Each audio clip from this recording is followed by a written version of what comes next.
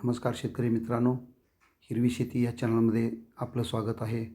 पावसाळ्याच्या पूर्वी ऊस पिकाची करावयाची कामे या संदर्भात मी आपल्याला व्हिडिओ देत आहे. तर पहिलं जे काम करायचं आहे, हे ऊस आपला लागणीचा ऊस असू दे किंवा खोडवा असू दे, या ऊसाचं पाचट काढून आपण सरीमध्ये टाकून द्यायचं आहे. त्याच्यामुळं की ऊसाचं पाचट काढल्यामुळं ऊसामध्ये हवा खेळती राहते, ऊस फुगायला मदत होते, ऊसाची जाडी वाढते आणि ऊसाचं उत्पन्न वाढतं.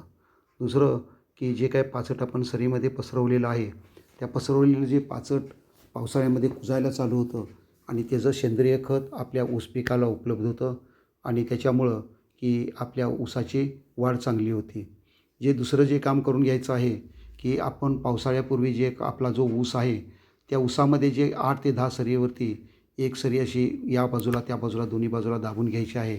त्याच्यामुळं की पावसाळ्यामध्ये वारं सुटतं ते त्यातनं निघून जातं, ऊस पडत नाही आणि ऊसाच्या वजनामध्ये घट येत नाही.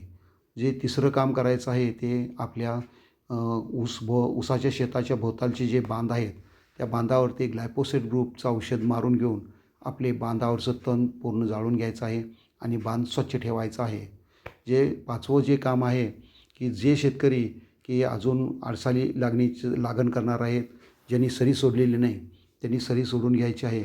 4 ते 4.5 फुटावरती सरी सोडून घ्यायची आहे आणि आपण लागणीसाठी तयार राहायचं आहे. शेतकऱ्यांनी सरीची 4.5 फुटाची आडसालीसाठी सरी सोडलेली आहे, मात्र पूरमोसमी पाऊस पडल्यामुळं त्या बांधावरती आणि सरीवरती जे काही तण उगवलेलं आहे, तर ग्लायफोसेट ग्रुपचे औषध त्या सरीवरती आणि वरंब्यावरती मारून की ते सगळं तण पूर्णपणे नष्ट करायचं आहे.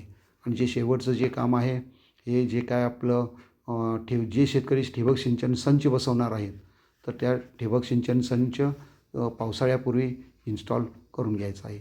या आठवड्यात ही कामे करायची आहेत. धन्यवाद.